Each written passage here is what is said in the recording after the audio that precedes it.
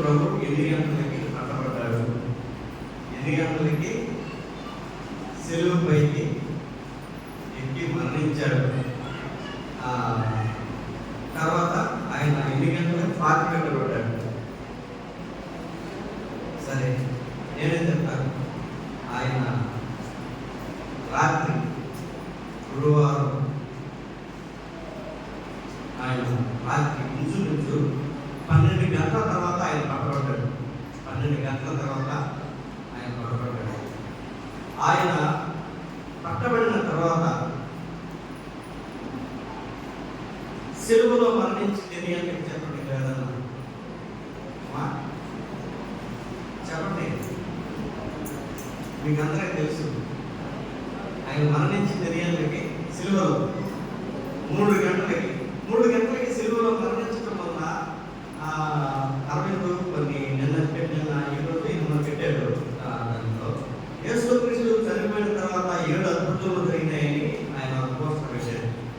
యేసుక్రీస్తు చనిపోయిన తర్వాత చనిపోయిన వెంటనే ఆయన కళ్ళు పోయడం మరణించడం కంటే 7 అద్భుతాలు జరిగాయని చెప్పాడు. దాంట్లో పెట్టాడు. అయితే వీటిలో ప్రాముఖ్యంగా ఆయన చనిపోయిన 3 గంటలకి కొన్ని అద్భుతాలు జరిగాయి. సరే, ఆయన ఎన్ని గంటలకు పాతి పెట్టబడ్డాడు?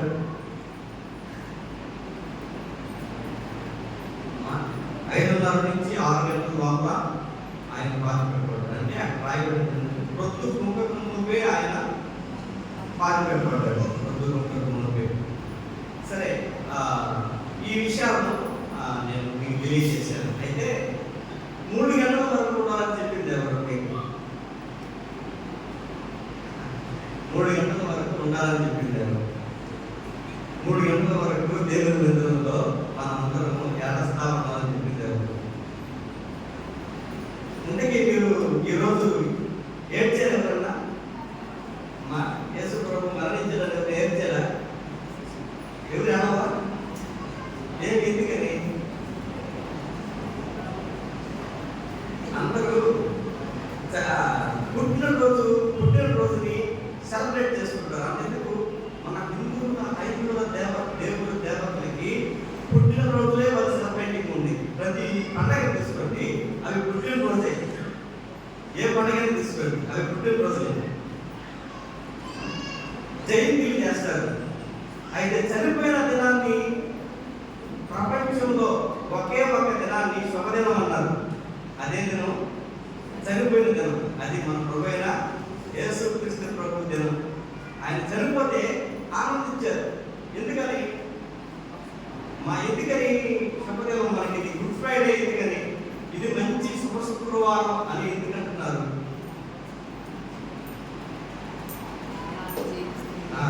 సరే సరే, వారాల్లో మనకు కొన్ని రోజులు బాగుంటావు కదా. ఏ రోజు బాగుంటుందో చెప్తున్నా. మంగళవారం మనకు ఆశీర్వాదమే. కొంతమందికి క్రైస్తవులకి కొన్ని రోజులు ఉన్నాయి. నువ్వేమో కొంతమంది క్రైస్తవులు అన్ని మంచి రోజులే అంటారు. కానీ క్రైస్తవుల్లో కూడా టయాలు పాటించే వాళ్ళు ఉంటారు, తర్వాత రోజులు పాటించే వాళ్ళు ఉంటారు. అంతెందుకు రోజు వచ్చే ముహూర్తాలు చూసేవాళ్ళు కూడా ఉన్నారు. ఇప్పుడు అంతకుముందు పేపర్లో ముహూర్తాలు చూసేవాళ్ళు, ఇప్పుడు సెల్ ఫోన్లో ముహూర్తం వచ్చేస్తుంది. ఇప్పుడు ఆ ముహూర్తాలు, ఆ గడియ అంటారు, ఏదో గడియ అంటారు, ఆ గడియను బట్టి వాళ్ళు ప్రవర్తించేవాళ్ళు ఉన్నారు. సరే, పెళ్లి చూపులకు పోయేటప్పుడు మీరు ముహూర్తాలు చూసుకుని బాగుంటారు. పెళ్లి చేసినప్పుడు మనం ముహూర్తాలు చూసుకుంటాం. అయితే ప్రభు యేసుక్రీస్తు ప్రభు ఆయన దాదాపు 12 గంటల పైన ఆయన మనుషుల చేతుల్లో తిప్పుకొని ఉన్నాడు. చూడండి, ఒక మనిషి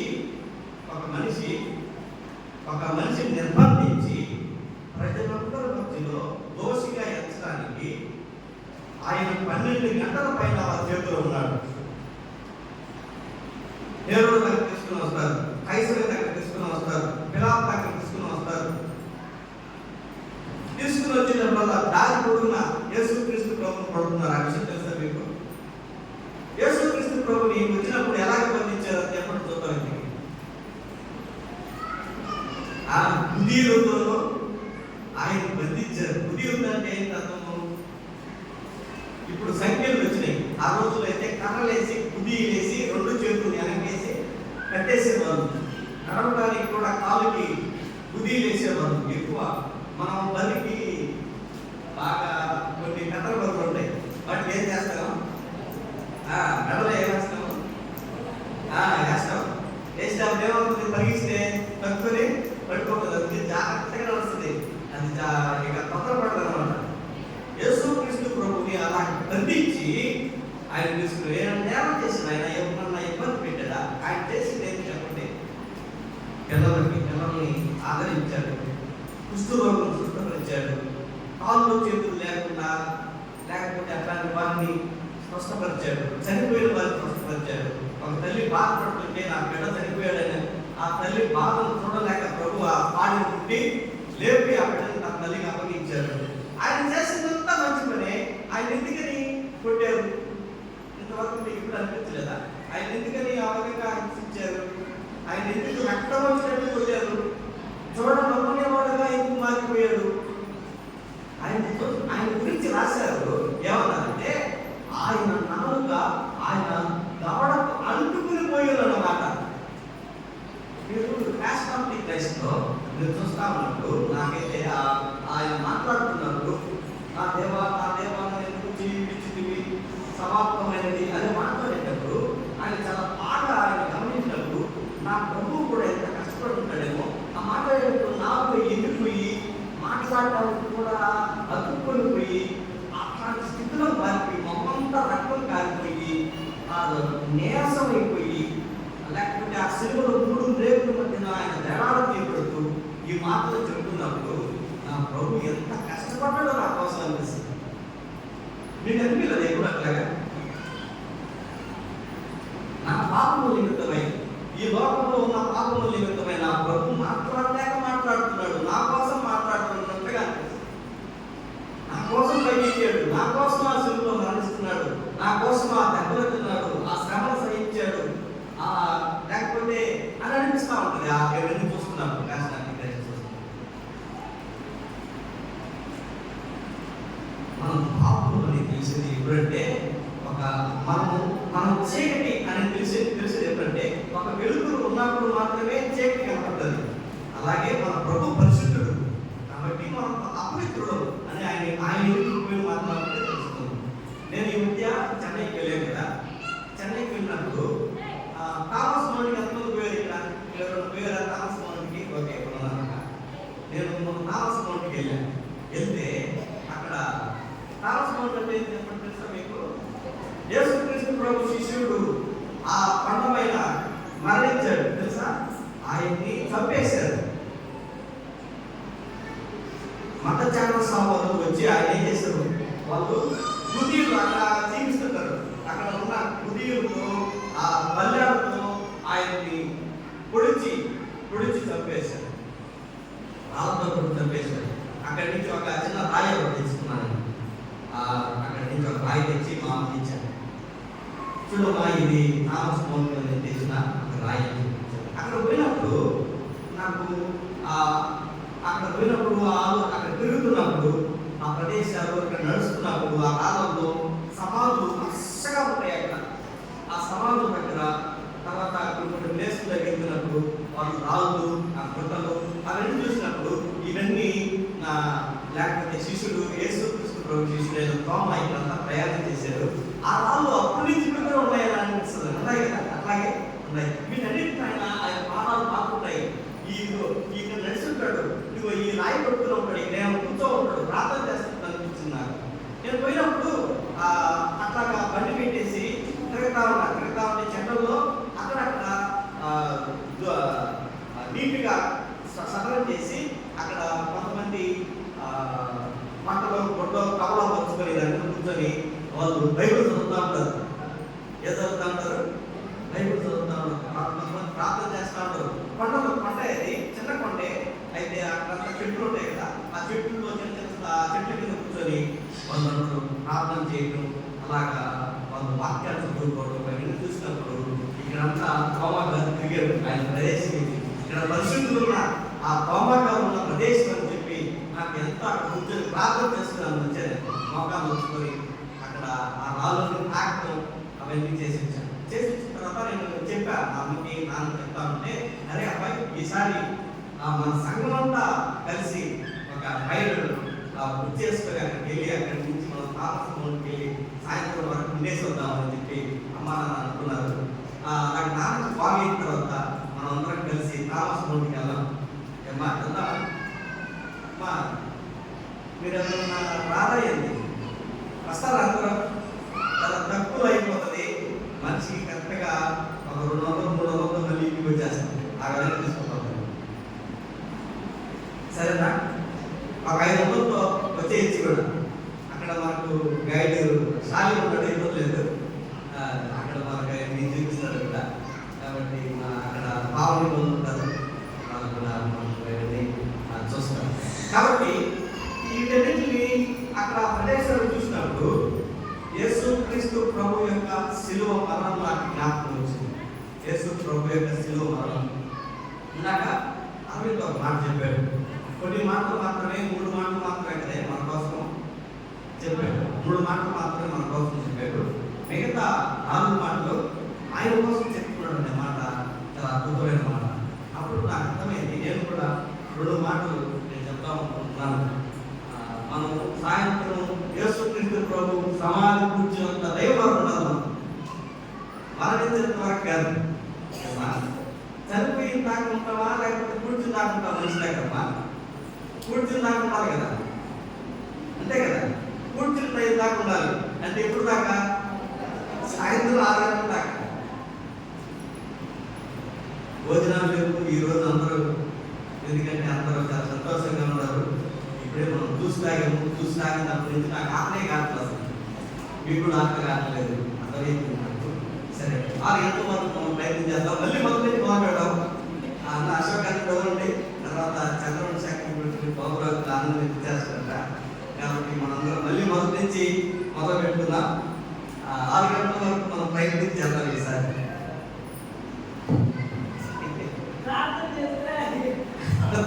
ప్రార్థన గారు మొదలు పెట్టారంటే వాక్యం చదివి ఇప్పుడు లేచే వాళ్ళు సగానికి సగం చేస్తారు. సరే 2 మాటలు. లాస్ట్ 6వ మాట ఏమాట? సమాప్తమైనది. 7వ మాట అంటే ఆ ఆత్మను నీకు అప్పగించుకుంటున్నాను. ఈ 2 మాటలు మనం ధ్యానం చేద్దాం అని నేను చెప్పను, సరేనా? 2 మాటలు ధ్యానం చేయకూడదు. మనం కొద్దిగా మన గురించి మనం ధ్యానం చేస్తాం. మన గురించి మనం ప్రభువులు ఆలోచించాలి. ప్రభువులు ఆలోచించాలి. యేసుక్రీస్తు ప్రభు మొదటిగా 6వ మాట ఏం చెప్పాడు? సమాప్తమైనది అని చెప్పాడు. ఏదో సమాప్తమైనది చెప్పండి అమ్మా. గోదెంటమ్మా, మనము ఏ పనైనా చేసిన తర్వాత రిలాక్స్ అయిపోతాం, దానికి అయిపోయింది అని వచ్చేస్తాం. తర్వాత వచ్చేసి తర్వాత మన పనులు మనం. అయితే యేసుక్రీస్తు ప్రభు సమాప్తమైనది అని చెప్పాడు. ఏం చెప్పాడు? ఏం సమాప్తమైనది అని చెప్పాడు? మాకు చెప్పండి అయ్యా, చెప్పచ్చు. మనం మీరు కొద్ది సమయం కాబట్టి కొద్దిగా రిలాక్స్గా మాట్లాడుకుని వెళ్ళిపోదాం, క్యాజువల్గా మాట్లాడుకుంటాం, సరేనా? సరే చెప్పండి. ఎవరైనా ఎవరి ఆలోచన తీసుకోవచ్చు, ఇబ్బంది లేదు, చెప్పచ్చు. సమాప్తమైంది అని యేసుక్రీస్తు ప్రభు చెప్పాడు. ఎక్కడ చెప్పాడు? సిలువలో చెప్పాడు. ఏం సమాప్తమైంది?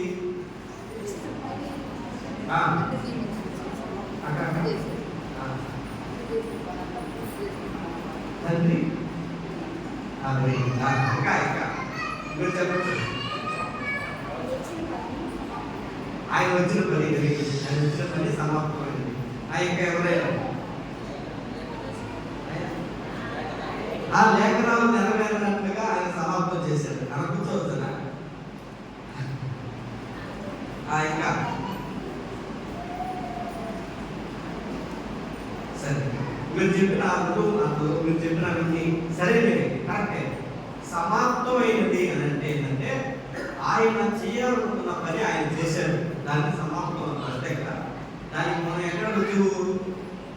ఎక్కడ రుజువు? యోహాను సువార్త 17వ అధ్యాయం. యోహాను సువార్త 17వ అధ్యాయం.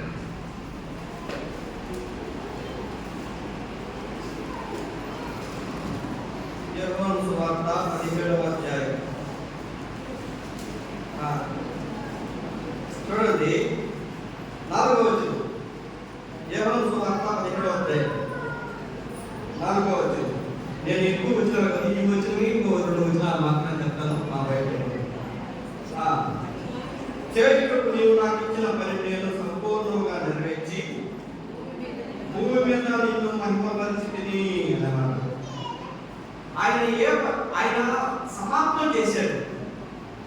ఏం చేశాడు? ఏంటంటే ఆయన సమాప్తం చేసింది దేవుడు, తండ్రి అయిన దేవుడు కుమారునికి ఇచ్చిన పనిని సమాప్తం చేసిన. అక్కడ చెప్పింది కరెక్ట్గా చెప్పారు మీరు. యేసుక్రీస్తు ప్రభువు ఏ పని చేశాడు అని అంటే చెప్పండి. చెప్పండి, తండ్రి ఏ పని ఇచ్చాడు అని చెప్పండి. తండ్రి ఏ పని ఇచ్చాడు?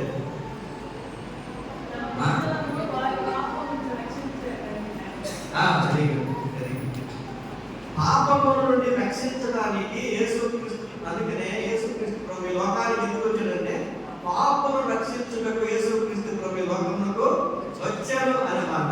ఆయన ఎందుకు వచ్చాడు ఈ లోకానికి అంటే పాపమును రక్షించడానికి. పాపం ఎవరింటికి? పక్కింటోళ్ళ, ఎదురింటోళ్ళే. మన కాదు పాపం.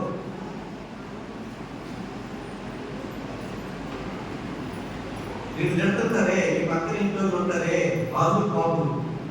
మనందరం నిజమైన క్రైస్తవులు అది కదా? కాదు, మనందరం పాపం. నీతివంతుడు లేడు, ఒకరు లేడు అన్నాడు. అందుకదయ్యా మన నీతి అది మురికి గుడ్డలు అంట. ఎలాంటి గుడ్డలు అంట? మురికి గుడ్డలు అంటే మనం ఆనందించుకునే వాడతామే. ఎందుకు? మసిగొడతారు. ఎట్లుంటుంది అది? పోరాయినది దానికి అన్ని ఆ పండ్ల దండ చూస్తాం, కొరుగు దండ చూస్తాం, మనం చేతి గుడ్డలు కూడా దానికి చూస్తాం. అది ఎట్లుంటుంది? మా బాగుంటే వాసన వస్తుంటుంది. వాళ్ళు ఇదే దండ చూస్తే మస్తు అంతా దానికే ఉంటుంది. ఆ గుడ్డ అనుకుంటుంది, ఆహా నాకేమి అన్ని బాగున్నాయి, అన్నీ ఉన్నాయి, సమృద్ధిగా పాలు తాగుతున్నాను, సాంబార్ తింటున్నాను, అన్నం తింటున్నాను, నాకేమనుకుంటుంది అది. కానీ అది మురికి. ఎంత ఏంటది? మురికి. అట్లాంటిది మన నీతి, మన అట్లాంటి వారమే మనం ఇన్నులను రక్షించడానికి యేసుక్రీస్తు ప్రభు లోకానికి వచ్చాడు. వచ్చి ఆయన సమాప్తం చేశాడమ్మా. సమాప్తం చేశాడు. ఎలాగా? తను భరించలేనంత శ్రమను ఆయన భరించాడు. అందుకనే తండ్రి ఇగో ఈ గిన్నెని మీ దగ్గర పెడుతున్నా, మీ చిత్తమైతే దీన్ని తొలగించే ప్రయత్నం చేయాలి. అవును కదా? దేవుడు అడిగాడు, యేసుక్రీస్తు ప్రభు తండ్రిని అడిగాడు, శ్రమ సామాన్యమైనది కాదు ప్రభు, లోక పాప భారం సామాన్యమైనది కాదు ప్రభు, ఈ భారాన్ని విలేదేమో ప్రభు, కనుక నీ చిత్తమైతే దీన్ని తొలగించున్నాను. లేదు, నువ్వు చేయగలవు. తండ్రి బలపరచలేవు. ఆ విషయం తెలుసా మీకు? తండ్రి తన కుమారుడిని బలపరచను అనే మాట మనం చూస్తాం. ఎక్కడ? కసివరి తోటలో ఆయన రక్తము చెమట బిందువులంతగా మరిపిడి భయానికి. తెలుసా? చెమట రక్తపు బిందువులాగా సీట్లో నుంచి ఎందుకు వస్తాయి చెప్పాలక్క? ఎందుకు వస్తాయి చెప్పాలి? శరీరంలో నుంచి చెమట వచ్చే రంధ్రాలు ఉంటాయి. తెలుసు కదా మీ అందరికీ? మా చెమట వచ్చే రంధ్రాలు ఉంటాయి. తెలుసు కదా? సెక్టర్స్ ఉంటాయి. అంతా మన శరీరం అంతా చెమటపడిన రంధ్రాలు ఉంటాయి. దాంట్లో నుంచి ఏమొచ్చింది?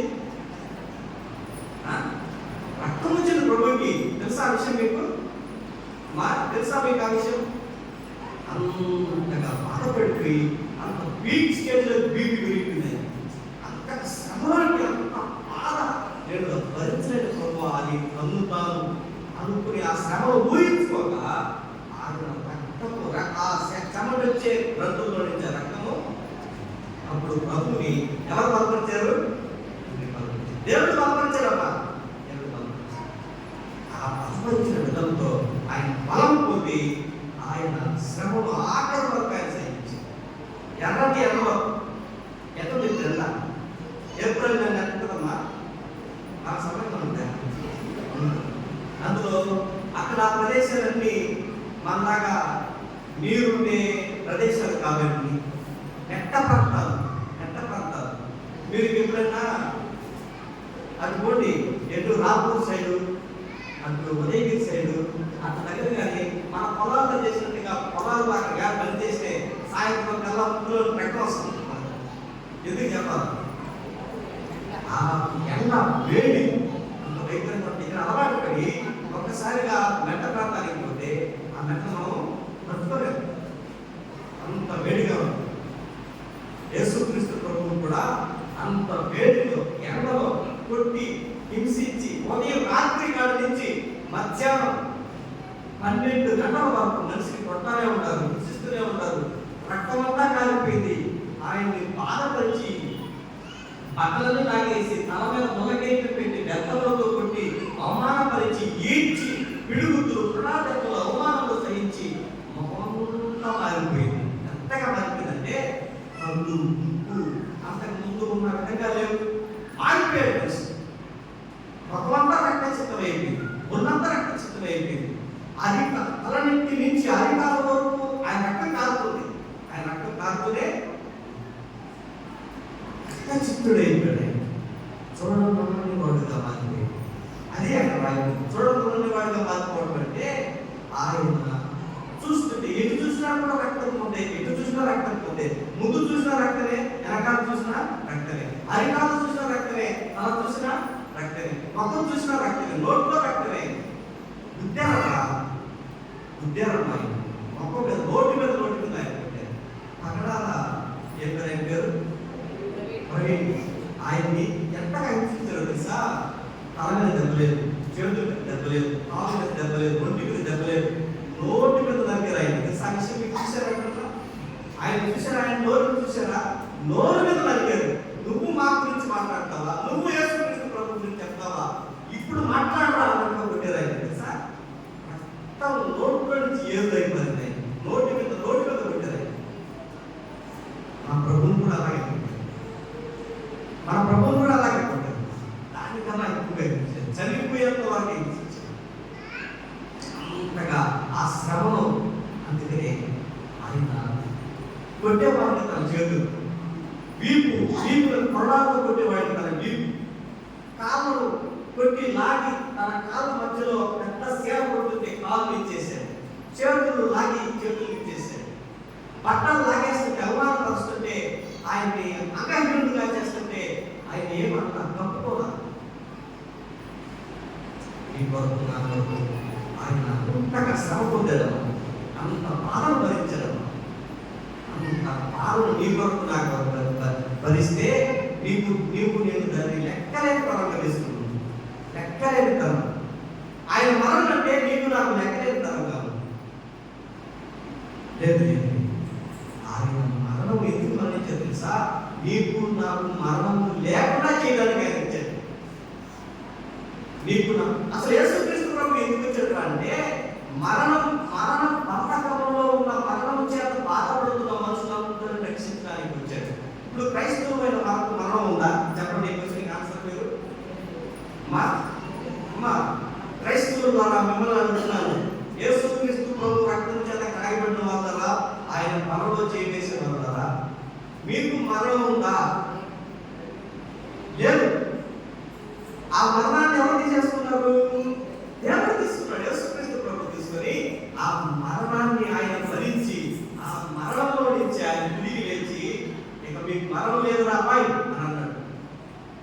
ఒక చిన్నపిల్లవాడు వచ్చి యేసుక్రీస్తు ప్రభు నేను తాగుతున్నాను అనుకోండి, అయ్యా యేసయ్యా నువ్వు ఎందుకయ్యా మా కొరకు ఆ సిలువలో అలాగా నువ్వు ఎక్కావయ్యా, మా కొరకు ఎందుకు ప్రభు నువ్వు ఆ సిలువలోకి మరణించడానికి పైకి ఎక్కావు ప్రభా, ఎందుకు ప్రభు నువ్వు ఆ శ్రమ సహిస్తున్నావు ప్రభా, ఏడుస్తున్నావు ప్రభా, ఎందుకయ్యా అని ఆ బిడ్డ యేసుక్రీస్తు ప్రభు అడిగితే యేసుక్రీస్తు ప్రభు ఎలాగంటాడు, అబ్బాయి నీ కోసం, నీ తల్లిదండ్రుల కోసం, ఈ లోకంలో ఉన్న ప్రజలందరి కోసం నేను పైకెక్కాను. ఏమన్నాడు? మనందరి కోసం ప్రభు పైకెక్కి ఆయన సిలువలో మరణించడానికి ఇష్టపడ్డాడు. ఈ శ్రమను నువ్వు పొందలేవయ్యా, ఈ బాధను నీవు భరించలేవయ్యా, ఈ నరకం నుంచి తప్పించడానికి నేను వచ్చానయ్యా అని అన్నాడు. అంతగా ఆ బిడ్డని అవును ప్రభా, అవునయ్యా ఈ సిలువని నెక్కలేను ప్రభా, ఆ కొరడార్థం నేను తెలియనయ్యా, అదిగో నీ చేతుల్లో సేవలు కొట్టున్నారే, ఆ సేవకు నా పెడితే నేను తట్టుకోలేనయ్యా, ఇదిగో నా కాలంలో కొట్టున్నారే వేపు, ఆ వేపుని నేను కొట్టించుకోలేను ప్రభా, నిజమే ప్రభా నీవు మాత్రమే భరించగలవయ్యా ఆ శ్రమని అన్నాడు.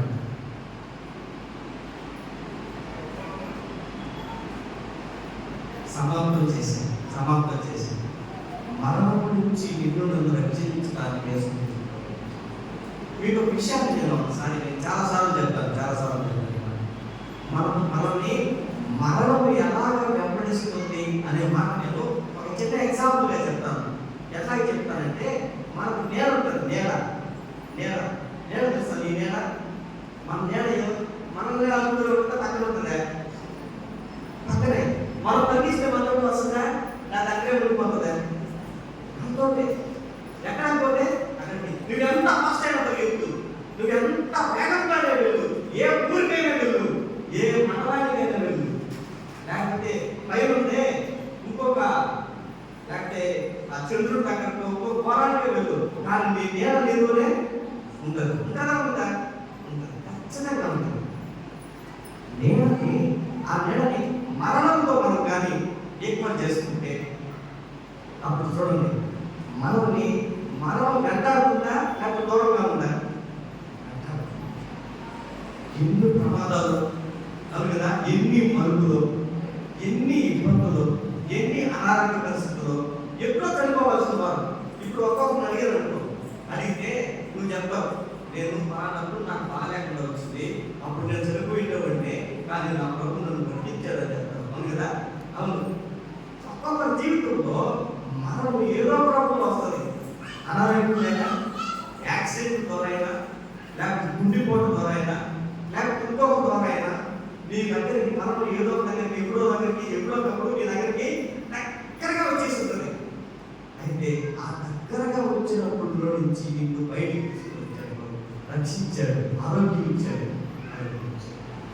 నీకు మరణం ఎలా ఉంటుందో రుచి చూపించుతాడు. ఎలా మరణము ఎవరు చూపించింది? సాధారణుడు. నీకు మరణం ఎట్లా ఉంటుందో రుచి చూపించుతాడు.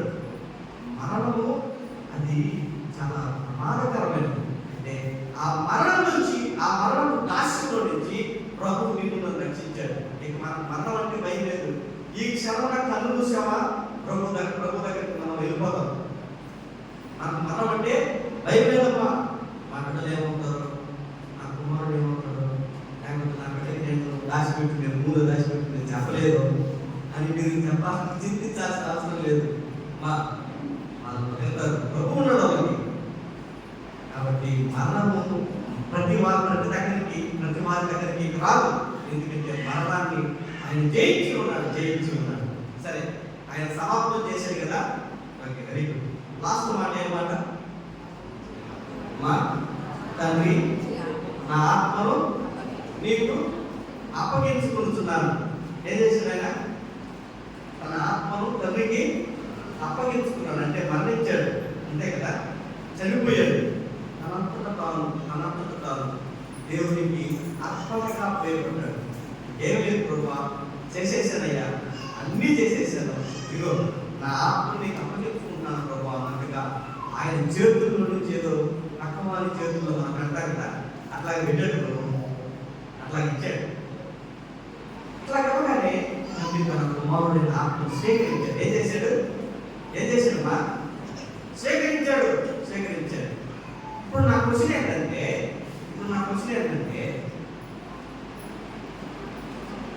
యేసుక్రీస్తు ప్రభు తాను చేయాల్సిన పనిని చేసి ముగించి ఆయన ఏం చేశాడు? వెళ్ళిపోయాడు. అమ్మ నా క్వశ్చన్ చూడండి ఒకసారి. ఒకసారి ఆలోచించాను. 10 నిమిషాలు ముగించుకున్నా, 3 గంటలు. చూడండి, యేసుక్రీస్తు ప్రభు తాను చేయాల్సిన పనిని చేసి ముగించి వెళ్ళిపోయిన తర్వాత ఆయన ద్వారా నీవు నేను రక్షింపబడ్డాం. ఇప్పుడు నా క్వశ్చన్ ఏంటంటే, ఇప్పుడు యేసుక్రీస్తు ప్రభు పని చేశాడు, మీ పని ఏంటి అని అడుగుతున్నాను. ఆయన పని చేసి ముగించి వెళ్ళిపోయాడు. మీ అందరి పని కాదు, నీ పని, నా పని. చెప్పండి. ఇప్పుడు క్వశ్చన్ ఏంటంటే, నీ పని నా పని, నీ పని నా పని, నీ పని నా పని. ఒకసారి ఆలోచన చేయి. ఏ పనిలో నీవు ఉన్నా?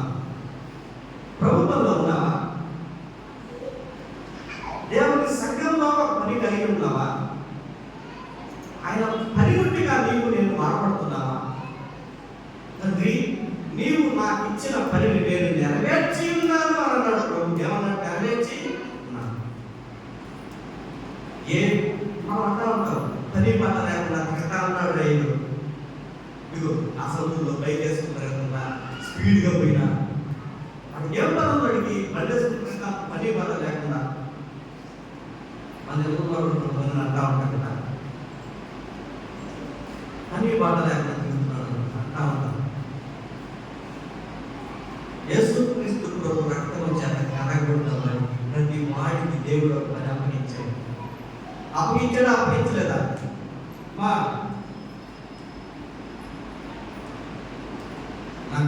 నా కుమారుడా, అలా నమ్మకమైన మంచి దాసుగా, ఇదిగో ఈ 10 పట్టణముల మీద నీవు అధికారిపై ఒకడికి ఒక ఒప్పాలని చెప్పాడు యేసుక్రీస్తు. ఏమని చెప్పాడు? నాణ్యాలు ఇచ్చాడు. ఏమిచ్చాడు? నాణ్యాలు దాచిపెట్టు. కొంతమంది ఒక అతనికైతే పోయి ఇవ్వటం తోడు పోయి పూల పెట్టేసి, ఎక్కడ పెట్టేశాడు? 9 పూల పెట్టేశాడు. 100 రూపాయలు ఇవ్వగానే 100 రూపాయలు తీసుకుని పూలు పెట్టేశాడు. ఇంకొకటికి 200 ఇస్తే దాన్ని తీసుకుపోయి ఇంకొక వ్యాపారం చేశాడు. ఇంకొకటి 500 ఇస్తే దాన్ని తీసుకుపోయి ఇంకో వ్యాపారం చేశాడు. వాళ్ళందరూ ఇద్దరు వ్యాపారం చేశారు. ఒకడేమో భూములు పెట్టేశాడు. యజమానుడు వచ్చాడు ఒక సంవత్సరం తర్వాత, అబ్బాయి రండి ముగ్గురు మా ఇంటికి రండి అని పిలిచాడు. పిలవగానే ముగ్గురు వెళ్ళారు. మా యజమానుడు వచ్చాడు, మా యజమానుడు ఇచ్చింది మా యజమానుడికి ఇచ్చేయాలి అని చెప్పి వాళ్ళు తీసుకుని వెళ్ళారు. వెళ్ళిన తర్వాత ఆ ముగ్గురు అడుగుతున్నారు.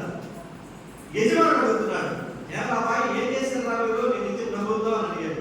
అయ్యా, నువ్వు నాకు 100 రూపాయలు ఇచ్చావు కదా, ఆ 100 రూపాయలు కాదు, నేను తిరిగి ఇగిపోతే నువ్వు సామాన్యుడు కాదు, నువ్వు మరి పాపస్తుడివి, అందులో నీ కాదు జైల్లో వేసేస్తావు, దానికి నరకం వేసేస్తావు, అందుకు ఎందుకు వచ్చిందిలే అని చెప్పి నీ 100 రూపాయలు ఇవ్వడానికి ఇదిగో మా ఇంట్లోనే ఆ నడింట్లో బాగా గుర్తుంది, బాగా దాన్ని కట్టి మట్టిలో గుర్తు పెట్టాను, వస్తా దాన్ని తీసుకుని వచ్చానయ్యా, ఇదిగో నీ 100 రూపాయలు అన్నాడు.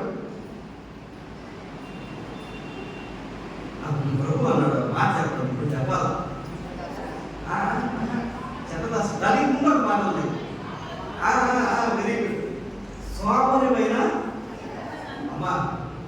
సోపరిమైన చెడ్డదాసుడా అని నేను ప్రశ్నలేము. నీకు కూడా ఇచ్చాడు మా నాణ్యాలు, నీకు కూడా ఇచ్చాడు. బట్ ఏం చేస్తున్నావు?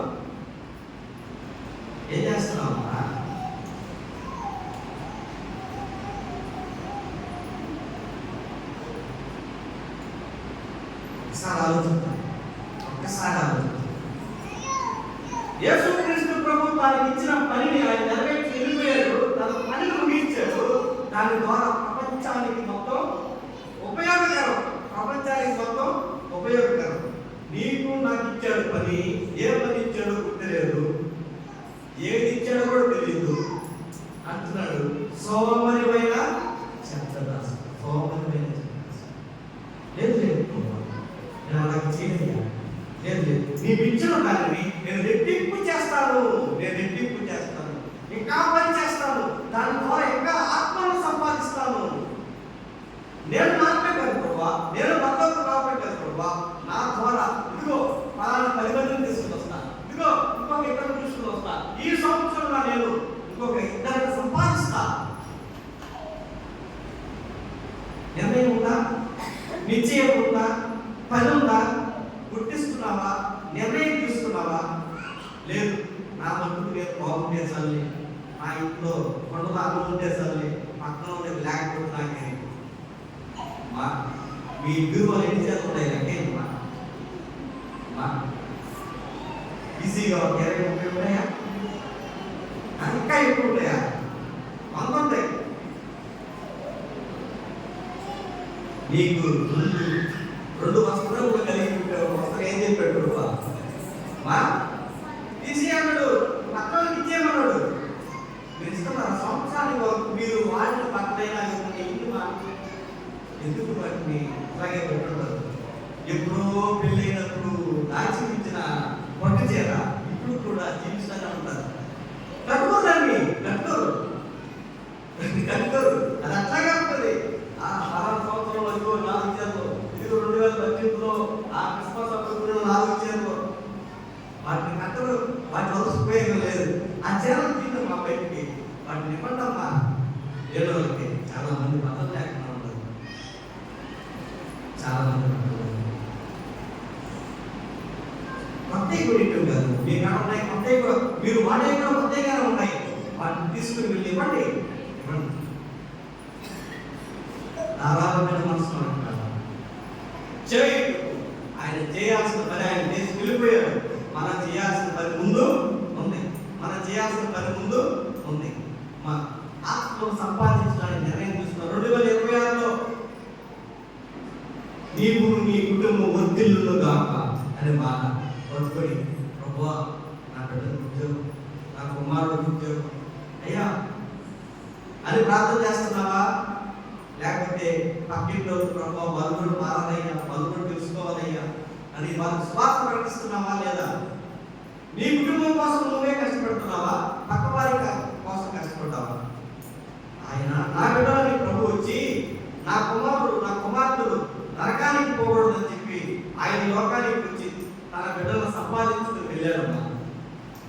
మీరెందుకు పక్కవారిని మా వాళ్ళు కాదనుకుంటున్నారు?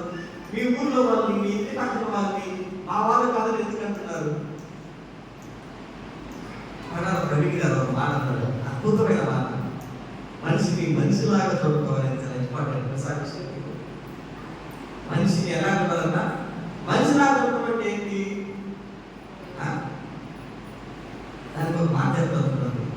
యేసుక్రీస్తు ప్రభు మాట చెప్పాడు, నేను ప్రేమించి నేను ప్రభా నీకు నాకు ఇచ్చిన వారిని నేను వారిని ప్రేమించింది అనే మాట 17వ అధ్యాయంలో ఉన్నది.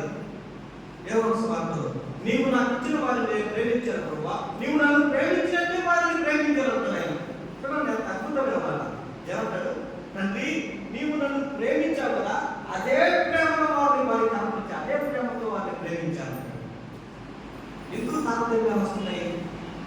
సంఘంలో నీ తోటి వారిని నీవు ప్రేమించలేకున్నావు. నీకేదో నీకంటే చాలా చిన్నవారుగా, లేకపోతే నీకంటే డబ్బులో లేకపోతే వాటిలో తక్కువగా కనపడవచ్చు. కానీ నీవు వారిని చూచే విధానంలో, వారిని ట్రీట్ చేసే విధానంలో నువ్వు వారిని తక్కువగా చేస్తున్నావా? తక్కువగా వారిని చూస్తున్నావా? నీకంటే తక్కువే. నీకున్న పొలం లేకపోవచ్చు, ఇల్లు లేకపోవచ్చు, లేకపోతే నీకున్న బంగారం లేకపోవచ్చు. అయితే వారిని పక్క వారిని చూసేటప్పుడు మనం వారిని చాలా చిన్నగా చూస్తున్నావా? నాకంటే చాలా చిన్నవాడు అనుకుంటున్నావా? నాకంటే పేదవాడిని మనం తక్కువగా అనుకుంటున్నావా? లేదు లేదు. ప్రభు ఎలాగ ప్రేమించాడంటే సమాన భావంతో. సీమోను ఇంట్లోకి వెళ్ళాడు. సీమోను ఇల్లు చాలా విలువైనది, అందరికంటే చాలా విలువైన ధనవంతుడు. జక్కయ్య కూడా చాలా ధనవంతుడు. ఆయన ఇంటికి వెళ్ళినప్పుడు జక్కయ్యని ఏ విధంగా ప్రేమించాడో మార్తా మరియను కూడా అదే విధంగా ప్రేమించాడు. అర్థమవుతుందా? జక్కయ్య ధనవంతుల ఇంటికి వెళ్ళినప్పుడు జక్కయ్య ఇంట్లో అబ్రహాం కుమారుడే, ఇతను నేను ప్రేమించుతున్నాను అన్నాడు. మార్తా మరియకి వచ్చి అక్కడికి వచ్చి గెంజి కలు తాగాడు. వాళ్ళు పెట్టింది ఏదో తిన్నాడు. ధనవంతుల ఇంట్లో నుండి మంచి ఆహారం గురించి వాళ్ళు అలాగా ప్రేమించాడు. ఇక్కడికి వచ్చినప్పుడు కూడా పేదవారి ఇంట్లో వచ్చినప్పుడు కూడా వాళ్ళు పెట్టిన ఆ గుడ్డి భోజనాన్ని తిని వాళ్ళని అలాగే ప్రేమించారు. ఆ ప్రేమ ఉందా నీకు? కోపం చేస్తే పక్కన ఇంట్లో పోయింది చెప్పాల్సిందే. కారం తక్కువ, ఐదు తక్కువ అని చెప్తావా?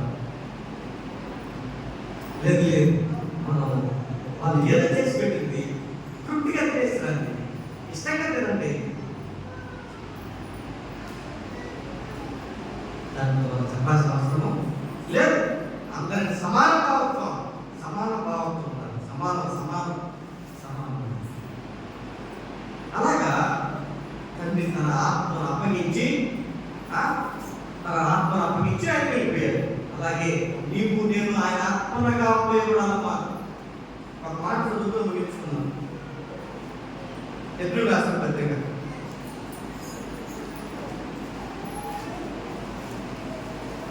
హెబ్రీయులకు రాసిన పత్రిక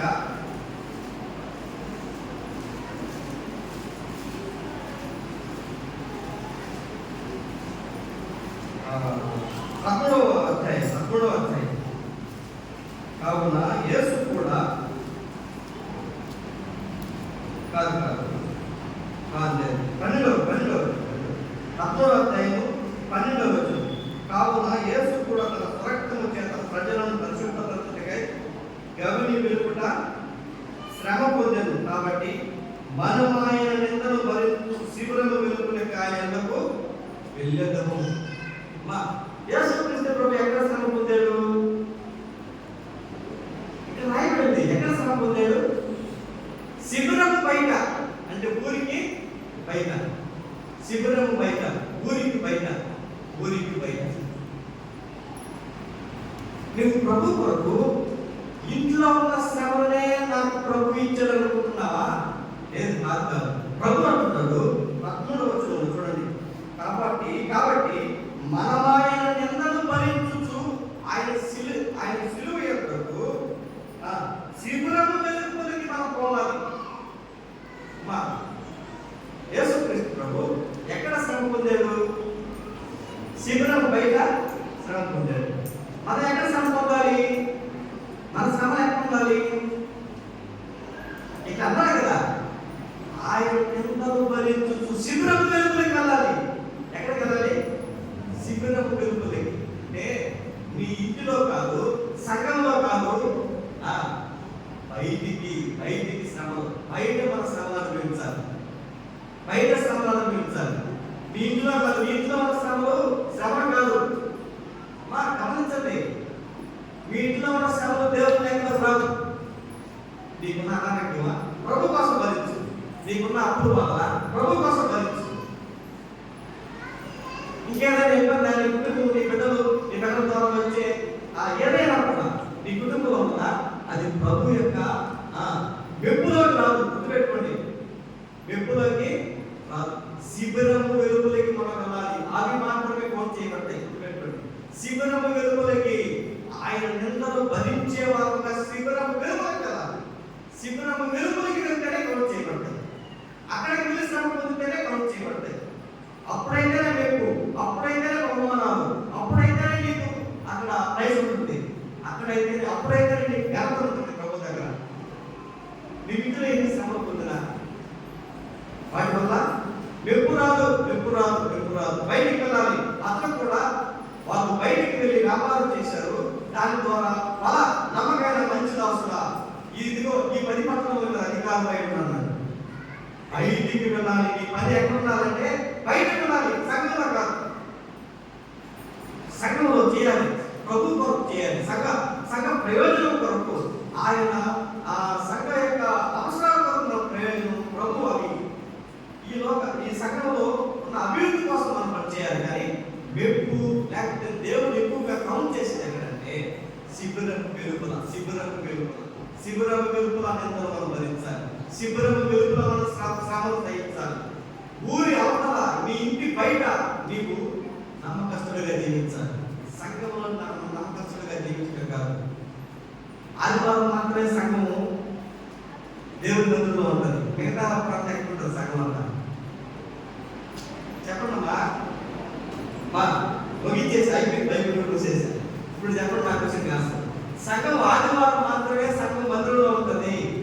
సోమవారం, మంగళవారం, బుధవారం, గురువారం, శుక్రవారం, శనివారం సంఘం అంతా ఎక్కడ ఉంటారు? లోకంలో ఉంటారు. రక్షణ తెలుసా మీకు? లోకంలో ఉంటారు.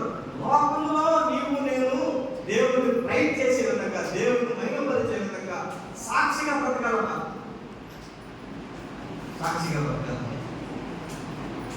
సంఘంలో కాదు, ఇక్కడికి వచ్చి ఆశాలు వేయటం కాదు, ఇక్కడికి వచ్చి ప్రార్థన చేయటం కాదు, దేవుడి మంత్రులకు వచ్చి అయ్యా ఇవేనయ్యా నా దేవుడివి అన్నట్టుగా పాటలు ట్రై చేయటం కాదు. బయట ఎక్కడ? బయట ఉన్నారు. బయట ఏ పేరు ఉందో నాకు ఏ పేరు ఉందో ఒకసారి గుర్తు చేసుకుంటాం. దేవుడు తన పరిశుద్ధమైన వాక్యాన్ని మనకు నియమించి ఆశీర్వదించుగాక. మనం ప్రార్థన చేసుకున్నాం. 3 గంటల వరకు మనం గడిపాం. సరే, ఇంతకీ మీరందరూ సొంతం రెడీ చేసుకున్నారా?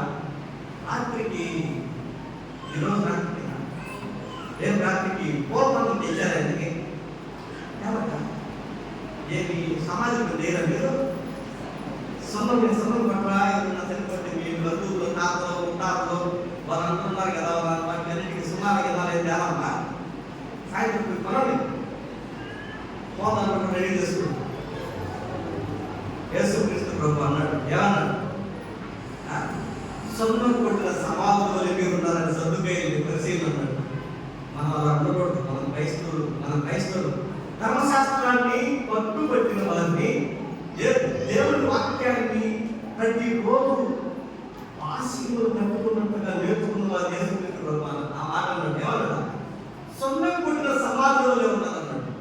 పైకి చూసేదానికి ఎట్లా ఉన్నారు, ఎంత మంచి క్రైస్తవులో తిరిగి చూస్తే కానీ ఒక నాపడ్డాన్ని ప్రియమంటే ఒప్పుపడుతుంది. అట్లా కనబడు మన జీవితం. కాబట్టి సరే సమాజానికి సున్నం వేసుకోండి, దూరం చేసుకోండి, మంచిదే. కానీ ఆచార క్రైస్తవులుగా మనం ఉండకూడదు. సరేనా?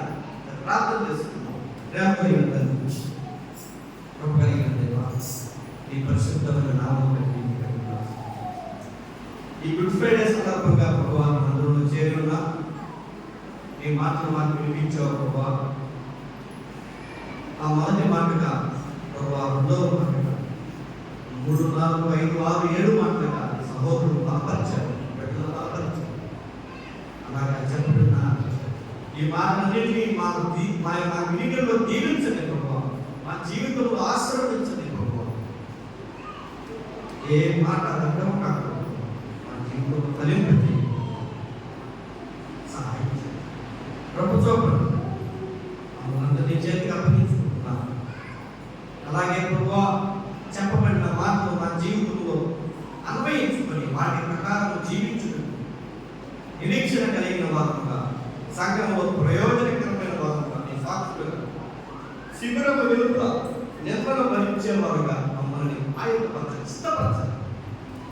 ఏ పని వారి మాకు ఇచ్చావో ఆ పని మేము గుర్తించి ఆ పనిని జరిగించడానికి సహాయం చేయండి. నెమ్మకు నీరెత్తినట్లుగా ఉండకుండా ప్రభావ మేము మా పనిని మేము గుర్తించి దానికోసం ప్రయాసపడితే ఎట్లాగో మాకు నిర్ణయించండి, సహాయం చేయండి.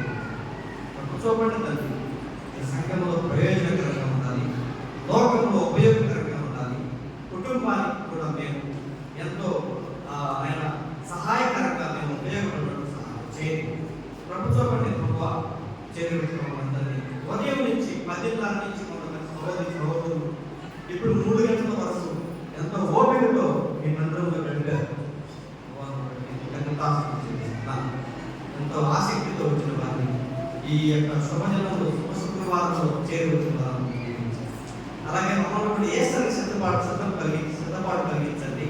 అలాగే సహాయం చేయండి. చూసులు ఇచ్చిన వారు, అలాగే ప్రభావ ప్రేమతో సన్నిధికి వచ్చి ప్రభావ ఎంతో సహకరించిన వారు, అలాగే ప్రేమించి ఇలాగా వాటర్ అందించిన వారు దీవించి ఆస్వాదించండి. ప్రభుత్వం విరోధించండి. చిన్నపిల్లలు, యవనస్తులు, స్త్రీ పురుషులు, వృద్ధులు వీళ్ళందరినీ జ్ఞాపకం చేసుకుని ఆస్వాదించండి. ఆయన తిరిగి వెళ్తుండగా నీ సహాయం అనుగ్రహించండి. ఆ పరిమాణం నీకు తోడుగా ఉంటుంది.